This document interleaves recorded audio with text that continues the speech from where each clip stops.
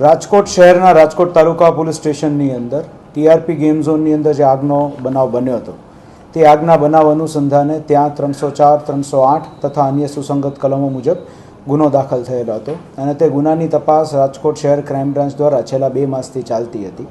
આ સમગ્ર તપાસ દરમિયાન ટોટલ 15 અલગ અલગ આરોપીઓ જે છે તેઓની ધરપકડ કરવામાં આવી છે અને તેઓ વિરુદ્ધના પુરાવા એકત્રિત કરી આજરોજ તેનું ચાર્જશીટ જે છે તે નામદાર કોર્ટમાં રજૂ કરવામાં આવ્યું છે. આ સમગ્ર તપાસ દરમિયાન એવું ધ્યાન પર આવેલું છે કે જે ગેમ ઝોન ખાતે જે આગનો બનાવ બન્યો હતો તે આગનો જે બનાવ હતો તેની અંદર મુખ્યત્વે જે વેલ્ડિંગ કરતા સમયે જે અમુક જ્વલનશીલ પદાર્થ કે જેમાં ફોમ જે છે એ ફોમની શીટો ત્યાં બહુ ખૂબ મોટા પ્રમાણમાં પડેલી હતી અને તે ઉપરાંત તેનું જે કન્સ્ટ્રક્શન મટીરિયલની અંદર જે લાકડાનો બહુ મોટા પાયે ઉપયોગ થયો હતો, પ્લાસ્ટિક ખૂબ મોટા પાયે હતું અને એ સિવાય ફોમ શીટનો ઉપયોગ ત્યાં કુલિંગ વધારવા માટે થઈને જે કરવામાં આવ્યો હતો તેના કારણે આટલું ઝડપથી આગ જે છે એ લાગી ગઈ, પ્રસરી ગઈ અને જે અઘટિત બનાવ જે બન્યો તે બનવા પામ્યો. આ બનાવની અંદર તપાસમાં એ ધ્યાન પર આવેલું છે કે ટોટલ 27 લોકોના આ દુર્ઘટનાની અંદર મૃત્યુ થયા છે અને 15 આરોપીઓની જે ધરપકડ થઈ છે તેની અંદર જે ગેમ ઝોન જે છે તેના જે જમીન છે તેના માલિકો, ચલાવનારા માલિકો, સંચાલકો અને તે ઉપરાંત જે લોકોની બેદરકારી હતી તેવા અધિકારીઓ જે છે તેના વિરુદ્ધ પણ કાયદેસરની કાર્યવાહી કરવામાં આવેલ છે. ટોટલ આપણે 365 જેટલા સાક્ષીઓ જે છે તે આની અંદર નિવેદન આપશે, જેમાં આપણે 30થી વધુ લોકોના કન્ફેશન્સ પણ લીધે જ્યુડિશિયલ કન્ફેશન્સ પણ મેળવેલા છે અને 1 લાખથી વધુ પાનાની આ સમગ્ર જે છે ચાર્જશીટમાં આપણે પુરાવાના જે દસ્તાવેજો છે એ રજૂ કરનાર છીએ. ખાસ કરીને જે એક આરોપી છે પ્રકાશ, તેમનું મૃત્યુ થયું હતું, આ બાબતે આગળ શું તપાસ કરવામાં આવી? એમના પરિવારની એમની બેંક ડિટેલની કોઈ કાર્યવાહી? આ આખા સમગ્ર બનાવની અંદર જે એક વન ઓફ ધ મેઇન સંચાલક જે છે પ્રકાશ હિરણ, તેનું જે મૃત્યુ થયું ત્યારબાદ તેના જે આખા આર્થિક વ્યવહારો જે છે તેની પણ આપણે તપાસ કરાવેલી છે.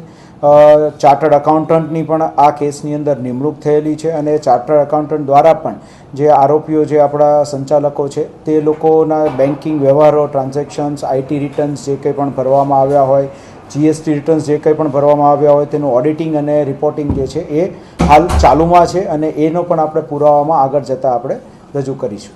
સર, ભાજપના કોર્પોરેટર નીતિન નામાણીનું નિવેદન લીધું જી, એમને એમ કીધું કે મેં ભલામણ કરી હતી, એમને કબૂલાત પણ આપેલી છે. જી, સામે સાગર છે એસબીમાં એવું કીધું છે કે મેં આમાં ડિમોલિશન ન કરવા માટે પૈસા લીધેલા છે. તો ગુનાહિત તો સીધું એમ કે બંનેની વાતમાં આવે છે, તો હજી સુધી રામાણી કે એની સામે કોઈ કાર્યવાહી નથી થવાની?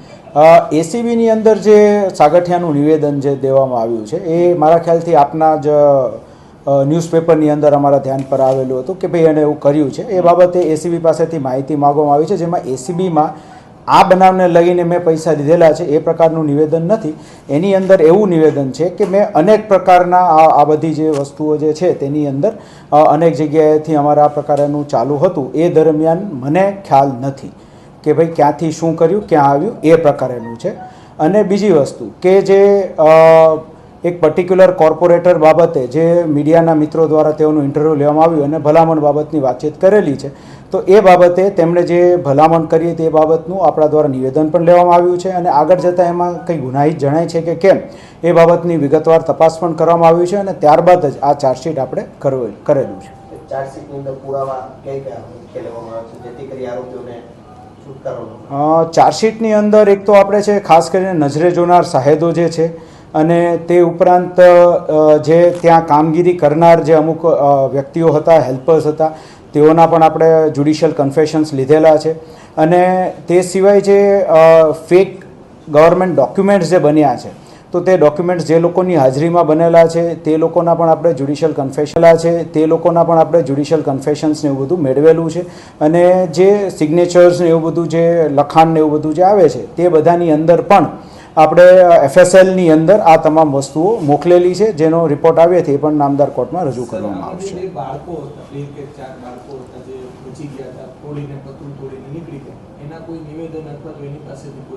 જેટલા પણ નજરે જોનાર સાહેદો હતા, જે લોકો આપણે એક ડિક્લેર કરેલું હતું કે જે લોકો પોતાનું નિવેદન આમાં આપવા માગે છે તે લોકો સામેથી આવીને નિવેદન આપવા માટે થઈને અમને સપોર્ટ કરે. તો જે લોકો પણ સામેથી આવ્યા છે તમામ લોકોના આપણે નિવેદનો મેળવેલા છે, જેમાં જે લોકોને ઇન્જુરી થઈ હતી એ લોકોના પણ નિવેદન મેળવેલા છે, જે લોકો બચીને નીકળી ગયા એ લોકોના પણ આપણે નિવેદનો આમાં મેળવેલા છે. કલમો જે લગાવેલી છે અત્યારના ક્યાંથી ક્યાં સુધીની કેટલી સજાની જોગવાઈ છે? 120 બી સહિત 304 છે.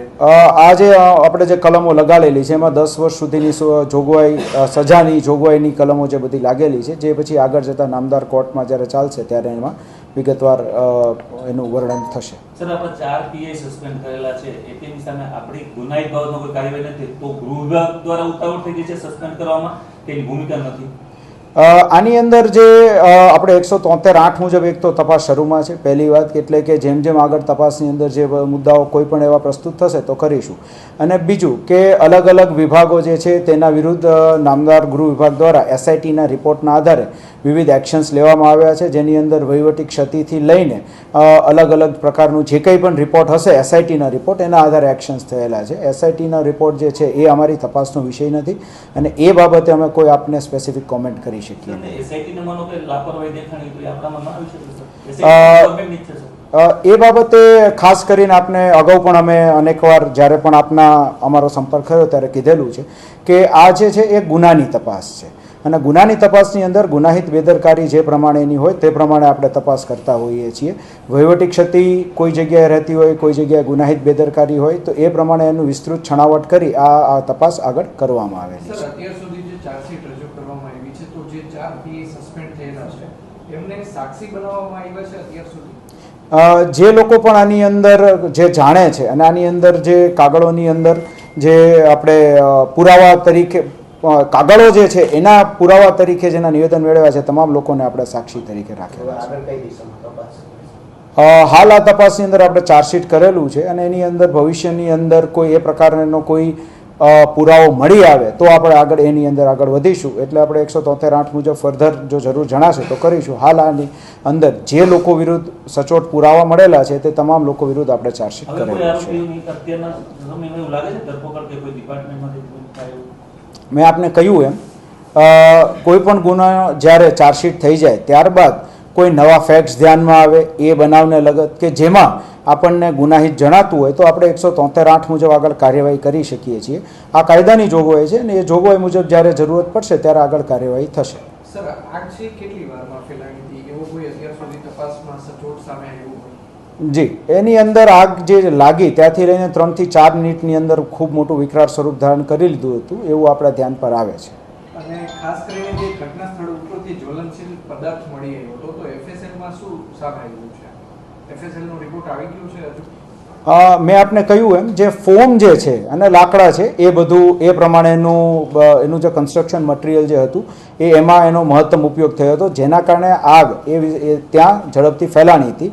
અને આ બધા જગ્યાએ ઘણીવાર એવું થતું હોય છે કે અને આપણા જે પર્ટિક્યુલર કેસમાં પણ એવું છે કે જેમાં પતરા જે છે એ પતરાની વચ્ચે આ ફોમ શીટ મૂકીને એનો એક ઇન્સ્યુલેટર તરીકે ઉપયોગ થયેલો છે, જેના કારણે અંદર તો કુલિંગ રહે પણ સામે એ ફોમ જે છે એ બહુ ઝડપથી આગ પણ પકડી લેતું હોય છે, એટલે આગ એટલી ઝડપથી ફેલાયેલી છે. પેટ્રોલ કે ડીઝલનો અંદર જથ્થો હોવાની વાત? પેટ્રોલ કે ડીઝલનો જથ્થો અંદર ક્યાંય મળ્યો નથી. એમાં એફએસએલના રિપોર્ટમાં પણ એવું કંઈ આવતું નથી અને આપણે જે તપાસ કરી, જે સીસીટીવી ફૂટેજની ચકાસણી કરી એમાં પણ ક્યાંય અંદર પેટ્રોલ કે ડીઝલનો જથ્થો હતો એવું કંઈ ધ્યાન પર આવેલું નથી. પોલીસે જે મંજૂરી આપી છે ટિકિટ બુકિંગ નહીં આપેલી છે, એનું જે કન્સ્ટ્રક્શન મટીરિયલ જે હતું એમાં એનો મહત્તમ ઉપયોગ થયો હતો, જેના કારણે આગ એ ત્યાં ઝડપથી ફેલાણી હતી. અને આ બધા જગ્યાએ ઘણીવાર એવું થતું હોય છે કે અને આપણા જે પર્ટિક્યુલર કેસમાં પણ એવું છે કે જેમાં પતરા જે છે એ પતરાની વચ્ચે આ ફોમ શીટ મૂકીને એનો એક ઇન્સ્યુલેટર તરીકે ઉપયોગ થયેલો છે, જેના કારણે અંદર તો કુલિંગ રહે પણ સામે એ ફોમ જે છે એ બહુ ઝડપથી આગ પણ પકડી લેતું હોય છે, એટલે આગ એટલી ઝડપથી ફેલાયેલી છે.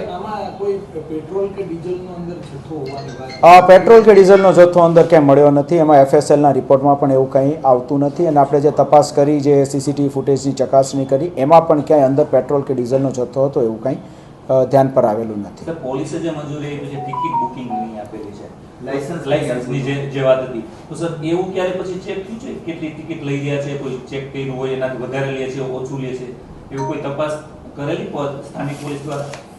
પોલીસ દ્વારા જ્યારે કોઈ પણ પ્રકારનું બુકિંગ લાયસન્સ આપવામાં આવે છે ત્યારે કોઈ પણ જગ્યાના જે છે એ રેટ્સ ને એવું બધું જે ફિક્સ કરવામાં આવતું હોય છે અને આ બનાવ જે બન્યો એ બનાવ કઈ રીતે બન્યો એ આપણી આ તપાસનો વિષય હતો. એટલે તેની અંદર અન્ય આ પ્રમાણેની તપાસ જે છે એ અમારો તપાસનો વિષય નથી અને એની અંદર હું આપને એ જ જણાવી રહ્યો છું કે આ જે તપાસ આ જે બનાવ જે બન્યો એ બનાવ જે બનેલો છે એ અન્વયે કઈ રીતે બનાવ બન્યો અને એમાં શું શું ક્ષતિઓ રહી ગઈ, કઈ જગ્યાએ નિષ્કાળજી રહી ગઈ એ આપણી આ તપાસનો વિષય છે. એટલે આ જે પ્રેસ કોન્ફરન્સ પણ એ જ લગતની વિશેષમાં રહેશે. તપાસમાં જે ગેમ ઝોનના જે માલિકો અને જે સંચાલકો છે તેમની બેદરકારી જણાઈ આવી છે કે ક્રિમિનલ નેગ્લિજન્સી જણાઈ આવી છે અત્યાર સુધી? આપણી જે તપાસ છે તેની અંદર જે ગુનાહિત બેદરકારી જેની જેની જણાણી છે તે લોકો વિરુદ્ધ આપણે ચાર્જશીટ કરી એક્ઝેક્ટલી માનો કે આ કાગળિયા છે તો એની આમ ગુનાહિત બેદરકારી શું ગણી શકાય?